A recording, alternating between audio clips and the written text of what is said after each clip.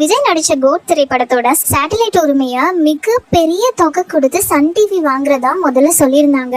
ஆனா இந்த படம் ஜி டிவிக்கு கை மாறினதா இப்ப சொல்றாங்க. நடுவுல என்ன நடந்துச்சு? அதானே, கோட் திரைப்படத்தோட சேட்டலைட் உரிமையை பெறத்துக்காக சன் டிவி சில கண்டிஷன்ஸ் போட்டிருக்காங்கங்க. அதில் ஒன்று, சன் டிவிக்கு விஜய் 2 மணி நேரம் ஒதுக்கணும்னு சொல்லியிருக்காங்க. இந்த கண்டிஷனை ஒரு செகண்ட் கூட யோசிக்காத விஜய் நோன்னு சொல்லி மறந்துட்டாராம். இதை அடுத்து கோட் திரைப்படத்தோட உரிமையை சன் டிவி வாங்கலனோ அதை அடுத்து ஜி டிவிக்கு இந்த படத்தை விற்பனை பண்ணிட்டதா சொல்கிறாங்க. இந்த ஒரு கண்டிஷனுக்காகவா தளபதி நோன்னு சொன்னாரு அப்படின்னு தானே கேட்குறீங்க? இல்லைங்க, இன்னும் 2-3 கண்டிஷன்ஸ் போட்டிருக்காங்க. அது என்னன்னு பார்ப்போம்.